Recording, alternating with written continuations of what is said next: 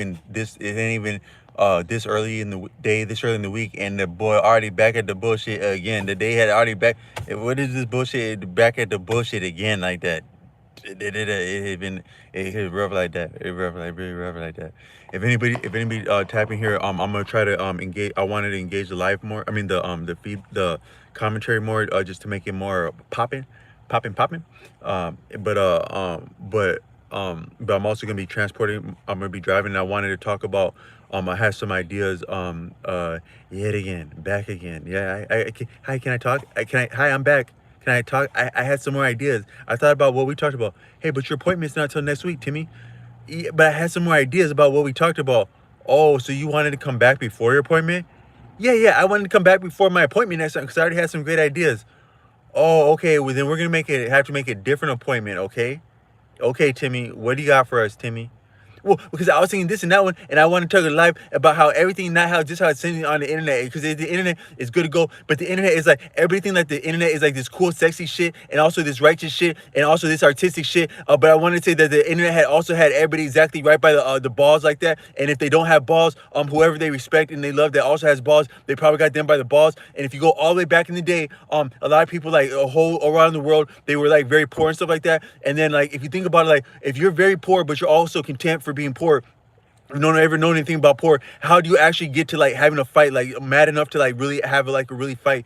Has anyone have a fight? Because like even like a lot of people that are not poor, like everybody's like so agreeable, right? Everybody's so appropriate when you go and spend money. Everybody like they're so nice to anybody that just seems like they have their shit together, even they don't know about people. And it's like they're happy to take your money, they're happy to give your money, and they're happy to think just like you. And but what do we actually fight about? But I think what they were fighting about was like the work contracts, because like sometimes the work contract it really does get held bogus. But if it had already started bogus and then it got even more bogus, or they took away the job that who was already bogus and you could barely have anything to eat, then the only job left would be like to stand up for yourself. But like in that time, the people that already had the advantage and already had the job and what they were wanting to work on the job, they made this apparatus so that they could like coordinate like the ambushes, and that so people didn't know what they were doing, and it was like very secretive, but you didn't know what the hell was going on until it did you figure out what was going on. But it had figured out where you're gonna go on first. And so that's actually the same apparatus that we're using for like all the sexy shit and the righteous shit and all the cool shit and the opportunity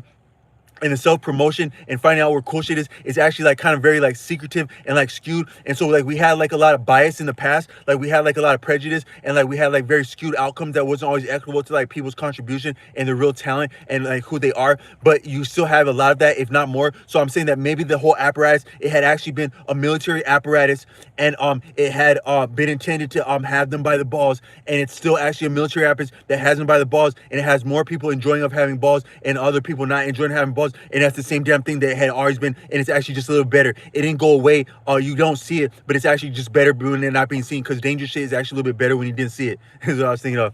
So someone said hi, what's up? Allison has said hi, what's up, Allison? I knew I had a coworker named Allison back in the day, and she was I had a nice coworker named Allison. 63 times 5 would be 100, no, damn it, 315. 63 times 5, 315. Am I right or wrong?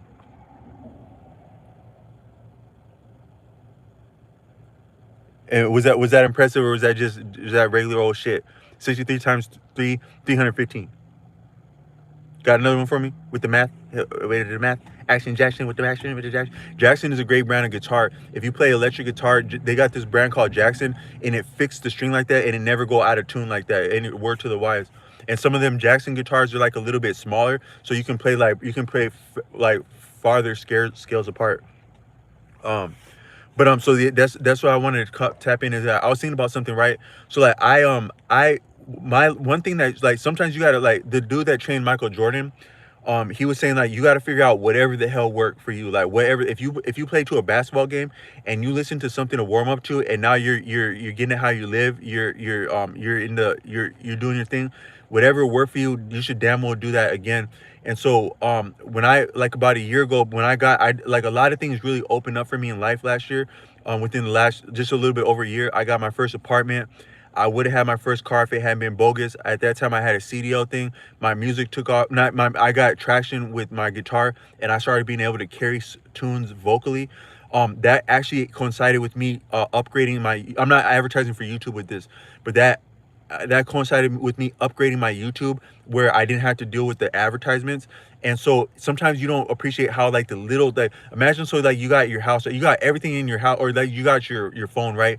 And it's like your life is doing one thing, but you don't realize that in the back of your phone there's like a program that's actually jacking something up. Like it's like say you had a program that's blocking opportunities, right? Like damn, why shit ain't popping like that? Because it's blocking opportunities. Or like sometimes you have like like different YouTubers and be like, damn it, man, I know how it's messing with it and people ain't getting the word out, man. And I'm not claiming that, but I'm saying that I noticed that was messing up things for me was actually advertisements. Because a lot of those advertisements, they're so insidious that it's like calculated so that by the time that they know that you have enough bandwidth of attention to see some sketchy advertisement and go to the skip button, the real hook, because like an advertisement has a hook, it has a pitch, because they're not actually aiming at your conscious mind. They're aiming past your conscious mind, bypassing your conscious mind. If your conscious mind picks it up, that's cool. That it's kind of like a fish. You're just trying to get the damn thing in there like that, and then once it's in there, like you set the hook. Like so, okay, the fish is biting, got him, and then you as soon as you feel that bait tug a little bit, you whip it back, and now the fish is on there, and then the very fish squirming like that, it's actually really addictive. One of the most addictive things, because it's so much of power. You got that fish. It's a really powerful experience, like fishing. And I haven't been fishing since I've been grown, but if I did mess with fishing since I've been grown, it's almost damn near more addictive than gambling. But that's actually how they're fishing, like with these advertisements. But I figured something, right? So like just like the type of stuff I watch on YouTube is I do like I watch like more so like information. Hey, what's up? I'm back. Someone said if anyone's on here, someone said 9 times 6. 9 times 6 is 63, I believe. Wait, no. Wait, no, damn, no, 9 times 6 is 54. 54. My bad, 54. If anybody heard that. It's been like them like the actual time, like when you learn your times tables, the ones with only one digit, like those ones are more like boom, got it, like rope. But like the times tables that are a little bit bigger, you gotta think about those a little bit. But I haven't been working on my math chops a lot lately. Um, but that actually be fun just to take. That'd be actually probably more educational. Just throw out a whole bunch of math problems and shit. We all be some brainiacs and shit. Probably be a better way to use YouTube. But I'm not sure if anyone had stayed up in here or fell off when I went when I lost the power for a second there. One of my pet peeves in life is that I'm very absent-minded. Like almost like worse than a nutty professor, because you just gotta be honest, man. You are who you are. You are what it is. You is what it is, but you are what you are. You are what it is what your dad is. Actually, my dad had been a professor, and I'm a little bit of an absent-minded, like, so I'm over here doing a live. You got the damn cigarette jack, USB power jack, and I didn't have so much decency as to plug the thing in as I'm like, it's my party and I'll plug my phone in if I want to, plug my adapter if I want to. You probably would be half-assed about plugging it in too if it happened to. Now I'm just being I'm being like a smart ass. But what I meant to say is I was thinking like so, but thanks for hanging in there tough with me. Hey Timmy, who are your new friends? Oh, my new friends are Tough. Can I go and hang out with Tough?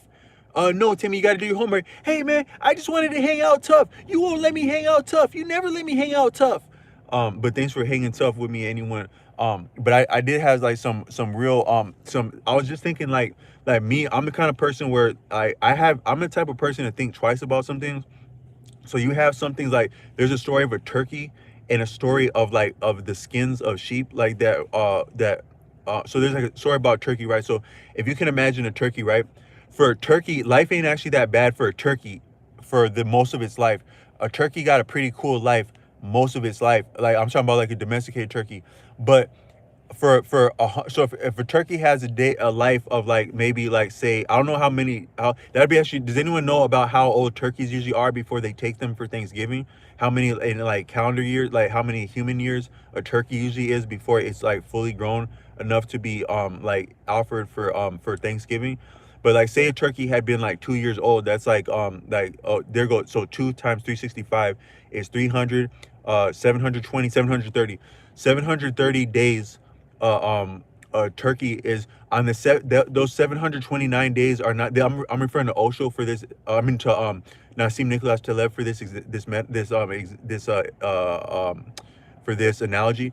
But if a turkey is to be slain on the 730th day of its life, for those 729 days life is good to go. They're watching the other, oh, what happened to the other turkey guys? Oh man, we don't know what happened to him. They've been good to go, and then they just ain't came back. Oh well, I never really liked his ass anyway, man. So what's up with you, man? So it's like good to go 729 days. They're not really putting the turkey to work. Like, oh man, that's kind of rough what they're doing with the mule, man. They're really making their ass work, man. But I'm glad they're having a like they're training the animals, man. They got to do their homework, but they didn't give us no homework, man. It's cool to be a turkey, but then on that 730th day, then they flip the script. It's just way different, and they find out what had already been about that whole time, but they didn't have a reason to truly show them what's up like that, because it was more beneficial to the bottom line to feed that turkey for 729. So their enjoyment of life was more beneficial to the bottom line until the 700 on the 729th day, as the clock strikes midnight. If you don't get out of Dodge, it'll be very bad. So the turkey, it got really bad like that. But what I'm saying is like, then another one would be like if you have like a lot of animals like on a farm, and like they have like their skins, and it's kind of like deep, right? So it's like you say, here's an example too, right? So they say like it's kind of like, sometimes I think that an example of our society, and I don't mean to just keep harping on faith, because I want to say thank you, like anyone that watches this channel. I made some really strong statements about like faith in the last week or so, just as it's teachable and it's referencing the topic at hand. And I didn't actually draw like real actual flack and smoke for that, but those are some heavy hitting comments, and that is, it's egregious just to take shots at faith, because faith helps people get through things. I wouldn't be alive. I don't think I would have made it through a lot of things if it wasn't for the example of faith. I think that to be human is the most divine thing, to exist at all, but to be human is the most divine thing. And the greater part of being a human, the best things about being human are blessings, and also our strength to get through things, and our lessons. They're all from faith. So commendation to faith, shout out to faith, stand down to faith, any persuasion. But if you think about, like, so you have like in Christianity, right? Jesus, right? The lamb and the shepherd. That's this thing about that's a deeper thing about our societies that have the best of both worlds. The cow, and not to be like egregious with because it's politically incorrect a lot of times to say Indian, but you want to be the cowboy and the Indian, the robber and the cop and the sheriff, as it suits you, the lamb and the shepherd. Because as far as I know, the shepherd protects the lamb, right? You're also the lamb, the greatest lamb, but also the shepherd at the same time. But also the shepherd is the very one to slay the lamb, because the lamb, yet still, it's not just the wool that we're after for the lamb back in the day. The lamb were kept for their food. So you're the precious, and you're also taking the precious like that, but you don't look at that. And so also the greatest who never messed up. So you do that. And the thing too is like the thing that's kind of deep is that street credit is so real that it works in the street, in the job a little bit, and I mean, I don't know as much in the job, but street credit works in the street and in church. Think about that, right? So like here you got someone like this dumbass right here, like me, right? I used to be really fervent about, I was sincere about going to church, more so because I appreciated Black culture, like Majora culture, and also what part of that was reminiscent of Africa, the history of that, but also the history of that upon America. And I was in a great vicinity to do that. As I make this video, I'm very nearby an actual outstanding historical Black church. I won't reference it because I'm just like a block away, but I'm very close there. And it's a beautiful church. The African American people are beautiful, and I'm first generation born in America from Africa. But I was interested in learning about the culture, not just like the fly stuff and I want to talk a little bit about culture with this video, like American culture, especially in Black American culture. But I was moved by the culture, humbled by the culture, taught by the culture, the cool stuff that's in popular media, and the stuff that a lot of that borrows from. Because I had an inroad, because my friend growing up, my close friend, my neighbor and his friend, they were from the South. They were from Florida, and they were very seasoned, and they were from a real pedigree of black African American culture. And he was like the least snobbish one about that. He'd be like, man, this hip hop thing, it ain't about black or white, man. It's about what you actually grew up as, and what it speaks to. Because like a lot of people by the time we were growing up in the 90s weren't being African American like he was, to be down with hip hop, and he called that real hip hop. But that was like my inroad. But all I'm saying is that uh then my bad, I lost the train of thought. Um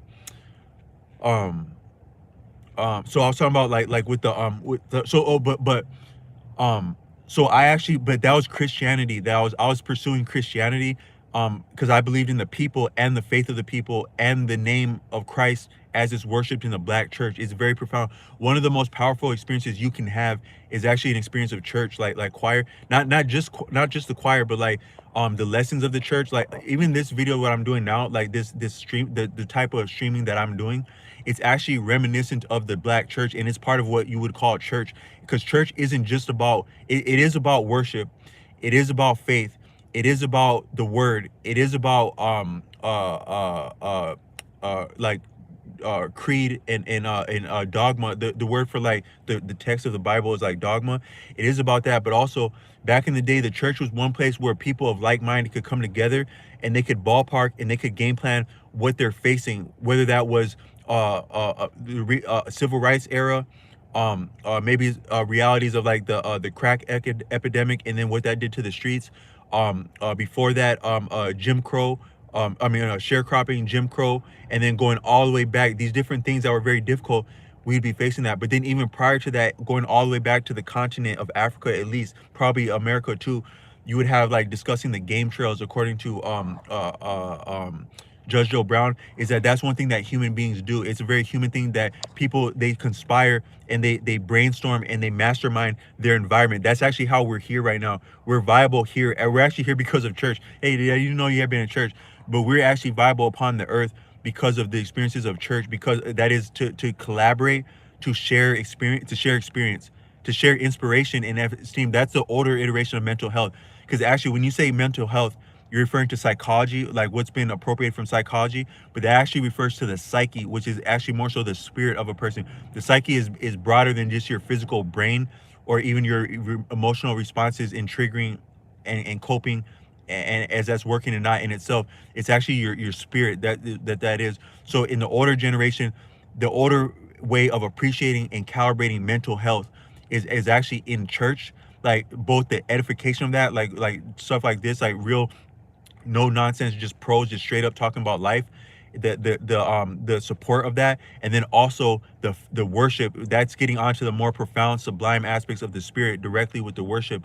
And then even just the community, the sharing of opportunities, which makes for better livelihoods and household. All of that is really church. But you actually can't, it's kind of bogus to isolate mental health, because like a lot of the West, the way that things are done, it's compartmentalized, but it's based on like systems. So like the West, it breaks things down into systems, but that's a part of control, like control command, like that. It's to break things down to the system like that. But things are upon systems, like the human body can be appreciated in systems. Like you have the integumentary, something like, that's the name for the skin. You have the skeletal system, you have the nervous system, you have the like, I'm not sure what you call it, the muscle and ligament system. The biggest system of your body is, I think, the skins that's the biggest organ of your body. I'm trying to think of the biggest system. And then like your cardiopulmonary, that's your heart and lungs, that works as a system. But mental health, what you're calling that, when you're separating mental health from the body itself, and then presenting that back to a person that, oh, your body's okay, but your head is jacked up. You got some your mental health, but your body's okay. It says right here, we're gonna check you're gonna do your labs, and then we're gonna ask you a couple questions on a survey. And if you just said that you were concerned about one thing, you answered one question one way, we can appreciate that your brain might as well be upside down, because you answered that question, and you have to be near about a jackass to answer it like that, or you wouldn't have to be then you have to near about be as spot on as the greatest person, or a person that's just sturdy in the society that's based on the greatest person like that, how they appreciate things. But in the older sense, you had mental health, but it was a broader thing. It was like your whole being, and that's what church did. But one part of church like that was more popular until like the late 90s and early 2000s. There's appreciably a difference in the churches. The black church itself, like, I don't know anyone watching this, if I got any African American people here, but Do you, if anyone's old enough to remember, do you remember church? I don't go to church currently. I've long been away from church. But if there's a soundbite. I've long been away from church.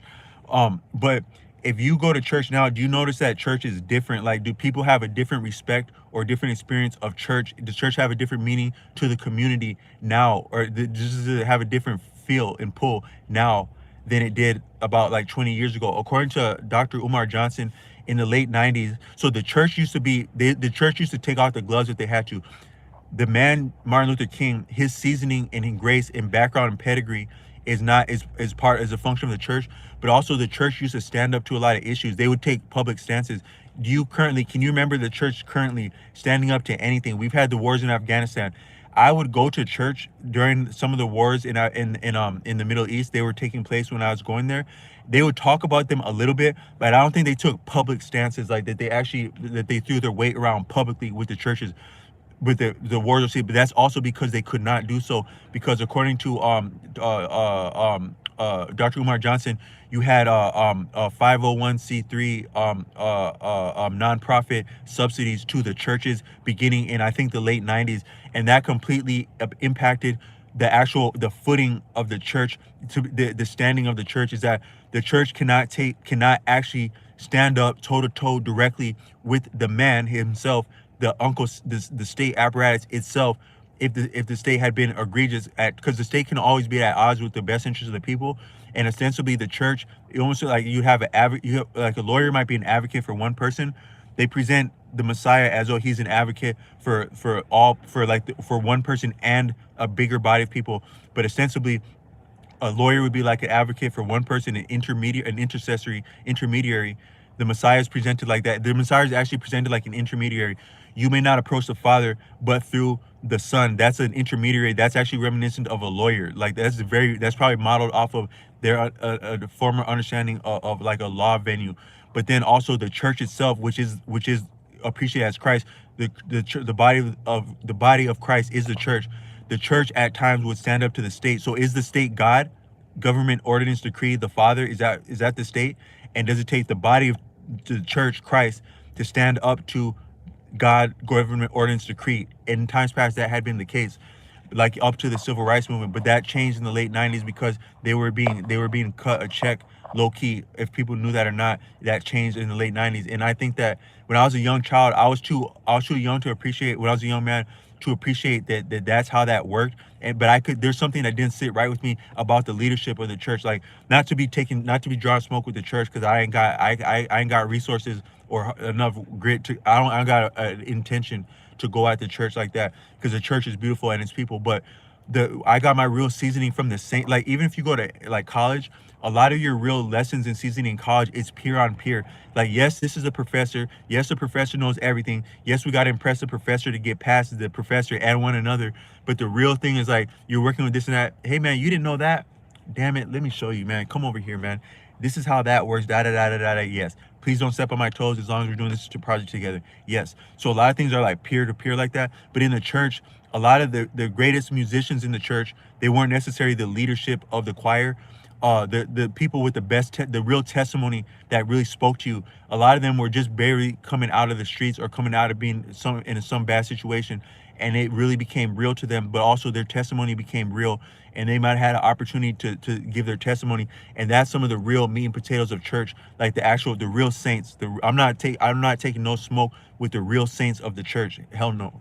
But as you go higher and higher in the leadership, it gets to be more and more about power, and power corrupts anything. Like, if you go around like some church and it's really like you get some gangster vibes. I don't know if it, like, where I'm from, St. Paul, there's actually an old gangster history because it's not very far away from Chicago. And so in the time of prohibition and speakeasies, it was actually a duck off point for Chicago, like in terms of like money laundering and getting away from the heat. But they would get away from the heat differently in St. Paul versus Minneapolis, which are dual city, separated by the Mississippi, because of the politics and the principalities that amounts to, the lines of authority, and what that gives rise to for opportunity and detriment of different things. And I think that's why now the Twin Cities, one of the reasons that the Twin Cities is a case in point for stuff like ICE, like to the present day, and allegations of corruption, whether they're true or not, is actually because of the sophistication of the zoning of it. And I've done other videos talking to that. Is that the Twin Cities itself, it may be a canary in the coal mine. That's like a bird that would come out of a mine that would show the safety of the air in the mine. That may be the Twin Cities may be a threshold limitus for the topical goings on of the United States, and also the actual the real pivotal things at play. Because think about it, like if you remember in the time of the George Floyd pandemic, right? I mean the George Floyd. I was trying to be humorous, but during the pandemic, everybody was on lockdown. Nobody could say nothing about that. But then you had the George Floyd protests break out, and you could say that the George Floyd protest somewhat broke the trajectory or the back of the clamp of it. Broke a piece of the clamp of the pandemic. Just people mobilizing about that, and that the Twin Cities, some of the bogusness of even the police work that was going on then, it actually it gave the leeway. It was like a little bit of a break in the system. You could probably say from that standpoint, the Twin Cities would be a weak point of. I'm not trying to call the Twin Cities weak, because it ain't sweet to be here. It ain't easy to be here. It never had been for me. But you could say that it actually might be a little bit of a weakness of the country, because you have a house divided against itself can't stand. But also, and nobody can stand a house divided against itself, even the people there, even the people that visit there. But a city divided against itself, maybe that also can't stand. A city's divided against itself, such that it gives some of the opportunity for people to be here, but then the sophistication of that, the success of that, because we have one of the strongest economies and infrastructure, arguably, it actually it makes the setting for whatever is possible to come to it, because things are going to come to a head. If we live in a plural society where people have different ideas of doing things and ways of being in different backgrounds, and that's what gives us our strength, because you're more robust by being diverse, but also it gives the opportunity for really talk about these real things like that. What is this about? What is immigration about? What are borders about? What is corruption about? What is doing things the right way about? Not that we are more or less corrupt, or that immigration is right or wrong. I'm not taking that position, but I'm saying that where you would have the opportunity for these things that may beg to be looked at, it will come about in the Twin Cities because of the sophistication of the broadness, but also the rivalry of the two cities like that, and the zoning. So I made extrapolations like that before George Floyd, you had a precedent. A lot of things have a precedent, and you have to work up to something. So you may say that you may not have actually been able to have the circumstances and the conditions and the real actual variables and cause and effect that led into George Floyd without, prior to that, the slaying of Philando Castile, which was almost by orders of degree similarly famous as an atrocity that happened about 4 or 5 years before that. And where he was slain was a kind of arbitrary and ambivalent point in the position in the cities, where it's upon farmland, the University of Minnesota, in the middle of St. Paul, and you have converging precincts there, heavy police presence, but also a lot of people will speed there because of the farm area, the farmland, and the seeming sparseness of it and remoteness of it, even though it's in the city. So that's the most likely place that a person would be accosted and assailed, if they were going to be accosted and assailed in a famous atrocity like that. But what I was saying is that a part of in the United States, you have a lot. The United States, like land of the home of the free and the brave, but also where we write our own rules like that. So like a lot of people, we have it just the best of both worlds, the sheep and the shepherd. But I was saying that like Nassim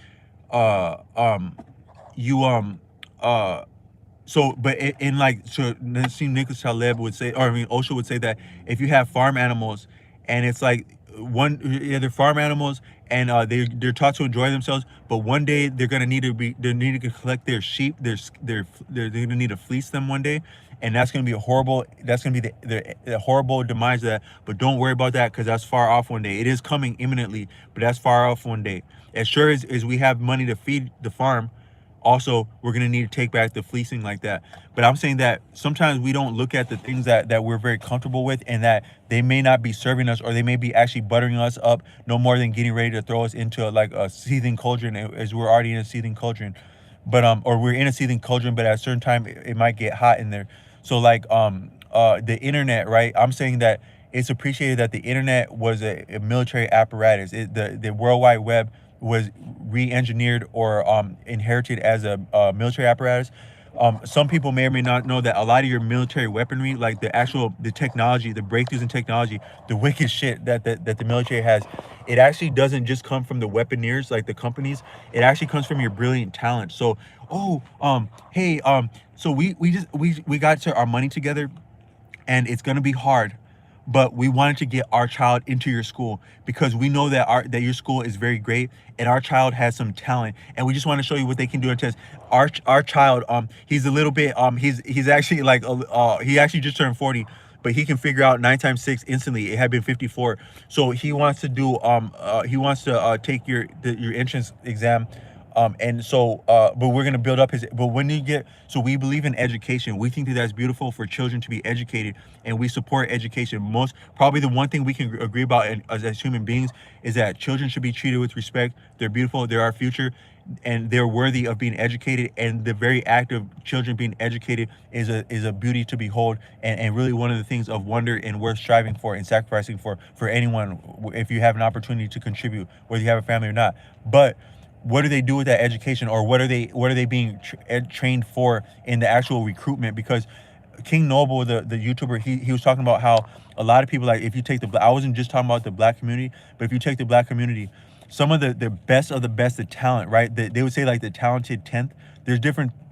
I won't go into the talented 10th, but according to Umar Johnson, you have a talented 10th effect in the black community, and that would be like your actual veritable well-to-do try as you may, you can oppress black people any way that you would conceive to. But human beings are transcendent, not the least of which, if not the first of the quintessential of which, is the black American people, the black people too, and in general. But the black American experience, right, will come through anything and make anything they came through better for them coming through it, right? But that too, all things stratify, and you have the great people, one of maybe the greatest people that we've known on earth, pound for pound. If you just look at the outcomes versus the sophistication and the fervency of the oppression. But you have these people that transcend oppression itself. They make maybe the greatest nation there has been on earth while being oppressed.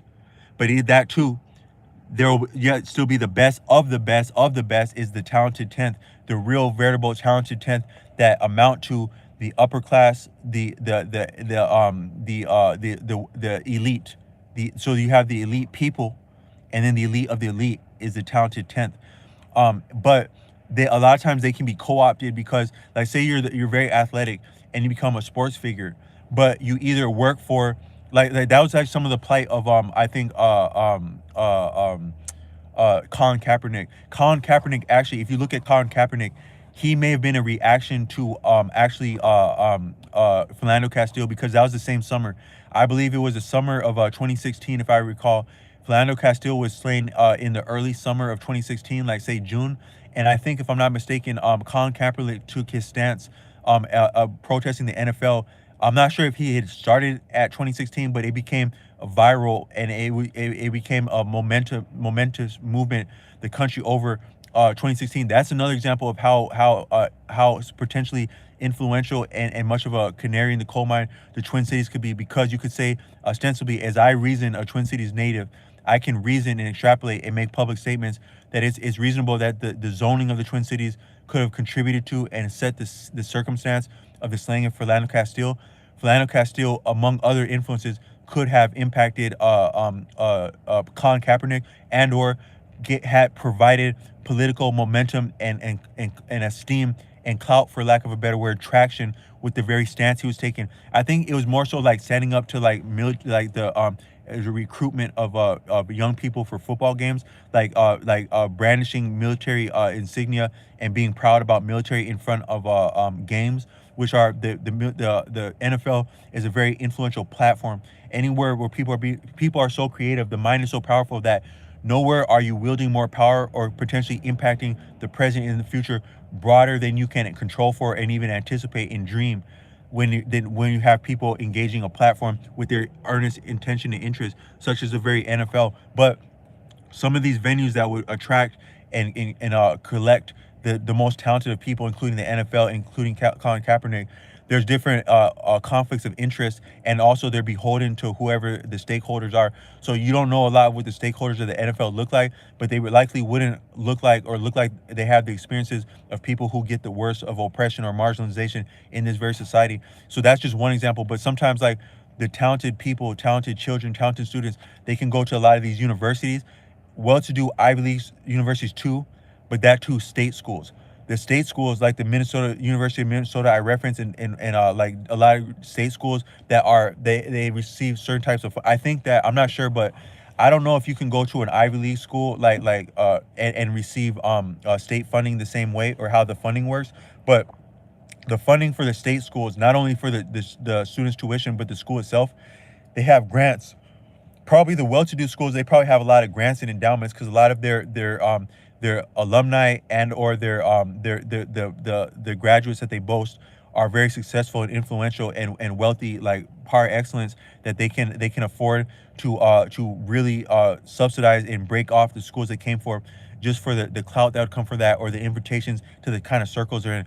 If you're in the right circle, you go and you bump the right person's elbow, you go from being a tens of thousandaire to a millionaire to a tens of millionaire, a tens of millionaire to a multi six figures, if not billionaire, that to influencer. So you just very touch with flirt with something, and you're way up here. I experienced a little bit of that because I was candid enough that I got recruited for something called Honor Society when I was in college. I got approached to become part of Honor Society, and I should have my I was just free, I found my certificate the other day. I should probably blast my certificate out here if I'm talking that Honor Society talk.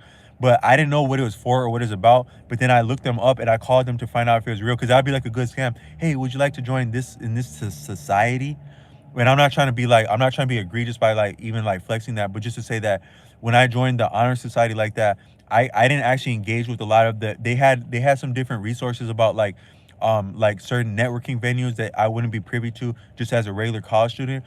But then also just being able to put that on my resume, like organizations, uh Honor Society, that gave me traction. And I got like some I had a job as a barista, and some of these jobs as barista, they're also almost similar to like getting invited to a cool party. Because if you think about what kind of person you could bump into at a coffee shop, a sexy person, a cool person, or a well-connected person, or an artist, or any combination of that, that's actually what that's the kind of lob that you can get as a barista. But also, I just enjoy like coffee, and you should one thing, a cool thing that you would be worth working towards is just anything that's interesting to you. And it doesn't always matter how much it pays entry level, because if you're good enough at something, it can pay you well, or it can pay you better than it pays other people if you do it well enough.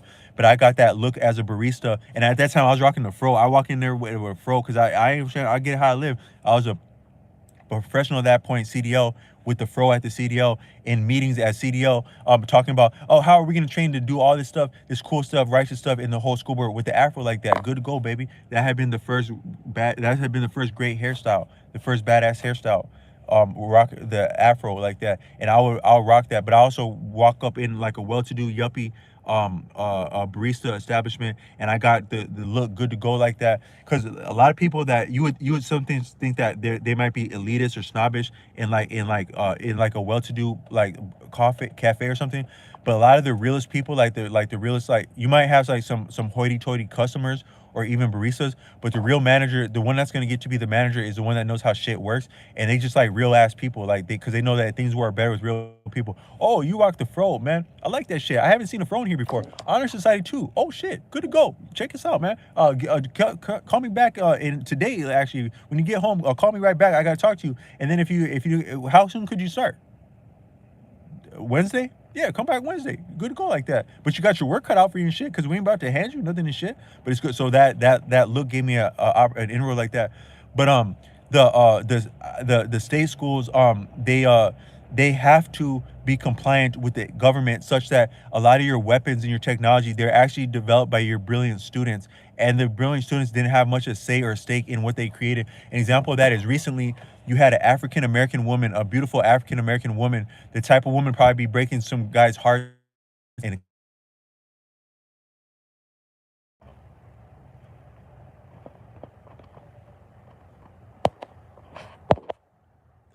Hey guys, I'm back. This is very sensitive information, and this broadcast intermission was almost corrupted and intercepted by a family member that was calling. Because it's starting to get real. I got a little bit of interception. The matrix apparatus, the family apparatus, is looking, because matrix is another word for family. It's like matrix is like a nursery, and it refers to like a mother's womb. So your family is also the matrix. It can interrupt. So I'm gonna proceed while I'm working on, if I'm still rocking. But the schools, the colleges and stuff, they're actually the talent that they recruit. So what King Noble was saying is that some of the, like, people that come from the struggle, like African American children, they had to overcome their neighborhoods, right? Like right now I'm in a beautiful neighborhood. I'm actually in a historical neighborhood, as I make this. I'm near the where I'm at right now is near a neighborhood that used to be called Rondo, and the side that I'm on is closer, is what you would call Frogtown. And as I make this video, in the next 20 seconds, I'm gonna go from Frogtown to the side to the Selby side of 94. And so those are like two different neighborhoods now, but that had all been historical Rondo. Yeah, it's shit real. Oh man, yeah, I'm just vlogging. We're in Rondo. It just got hot like that. It got no shot at Rondo. Rondo's a beautiful neighborhood with a lot of history, and there's a beautiful church that I was near called Pilgrim Baptist, is what I was referring to. But I've buried that actual the one of the beautiful people. I was impacted by two beautiful women of faith in my life. One was a couple years older than me, and then one was an actual mature African American woman, an influential youth leader in our community. And I buried one of them at the Living Word, which was my alma mater and where I was trained at as a disciple of Christ. And then at in Pilgrim, I buried some loved ones there. I buried at least two people at Pilgrim Baptist, and then I had some experiences. They would collaborate with Living Word, but it's a beautiful. You just sit in the pews there. And then another video, I said that there was a group at my high school, which I'm also very in the vicinity of my high school, which is a historical high school in see, it get real, man. We out here, we outside right now, man. It's getting hot and shit. But if you mind your damn business, but you drive like you're not fucked up about trying to get somewhere on time, like that's called self-possession. When you drive like you're driving like a boss and shit. You're driving like the type of person that could afford to drive during the actual speed limit during the daytime. So their ass is in a rush, but they're also under the guns. They're under, somebody got them pressed, and they're also pressing me to get somewhere and shit. But they don't have enough control of their schedule to rock with whatever is in front of them and adjust to it. Even somebody that is actually a sturdy driver. But it's good to get the hell out of the way and smoke sometimes. So I'll just pull over when that happened. But that historical school, it had a group called Verbal Tactics when I was coming of age. They had another name. I knew them as Verbal Tactics, but they had another name that I can't think of. But a music store, a music lesson salesman in my area, when I was getting an instrument, he remembered them and he said their name. But I had once seen one of their people at the Pilgrim Baptist like that, and he was improvising and flowing and ripping like the same way that people were interjecting random math questions. He was at a service, and they were interjecting random words, and he would flow off of them in front of a congregation and not be not blaspheme or be egregious in front of actual congregation. Sometimes you think that it's cool to do, like I seen a flyer that said, hey, this is an advertisement for hardcore hip hop. We're having a venue for hardcore hip hop. Like, damn, who would want to show their face up at a hardcore hip hop venue? Because you could get in smoke with the actual people on the stage, or the people that would be interested in going to a hardcore hip hop. But actually the realest shit sometimes is the broader things, right? Because you would see something like a Kitten video, or like you see like something that's very kind of like generic and simple, and you're like, damn, they got to be easy to make one of those, but not so much. It takes more of a little bit of talent. It's good to go across ages, but then also driver. And then like at certain times, like back in the day, like my different students would be like, hey, you're actually boring. You're boring. And then like the year let us listen to music. We want to listen to music. And I was like, music? Not that I don't listen to music all the time and love it, but how the hell do you get music together for young people? All the crazy shit. You just listen to the regular boring ass radio. Is that good can you fly that in front of kids? Hell no. But then I talked to the coworker that they're referring to. She's like, yeah, hell yeah, I used to do the jams for them. These are the songs I did. So I'm like, damn, you actually can make a kid friendly. If you actually challenge yourself to go through your playlist and make songs that are actually all only appropriate for K through 12, but it got to be K through 12 because you're bumping that playlist for all three tiers of your day, the elementary, middle school, and high school, and you don't got time to switch up the playlist, right? So, what kind of songs would you make that are interesting enough for elementary school, middle school, and high school, Mr. DJ? Ah, touche. Sometimes some crimes go slipping through the cracks, but these some two are picking up the slack. There's no case too big, no case too small. When you need help at all, Chip and Dale Rescue Rangers. Oh no, they never fail. There's no Chip and Dale Rescue Rangers. Chip and Dale Rescue. Uh um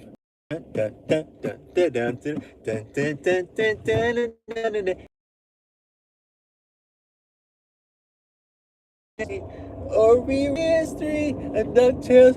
Ooh, y'all were wondering if I was gonna get that right. Ooh, and then Teenage Mutant Ninja Turtles, Teenage Mutant Ninja Turtles, Teenage Mutant Ninja Turtles in that half shell, turtle power. What else are we talking about here? What are we talking about here? What is this business about a playlist for the students? Were you playing music for the students? What were you playing? Ah, touche, sir. What else did we got on there? What else? I probably could have done I'm blue. I live in a blue house in my blue life. If I had it my way, I'd make the school bus blue. I like to make because I have a girlfriend inside of my head. Sometimes we argue and I get so blue. I'm blue. Who let the dogs in? What else could you do? Like, so your playlist actually gets doper and doper the more the broad age appropriate to actually lift a standard. If my people, then I would, but I would stay away from like I would stay away from like some like anything that had like religious connotations, because that would be egregious. You can't present religious material to children because that could be arbitrary based on their background or their prerogative to be open-minded. But I was actually thinking about I want to do a video. There's a really great gospel song. So anyone you're talking about this and that gospel, Pilgrim Baptist, what gospel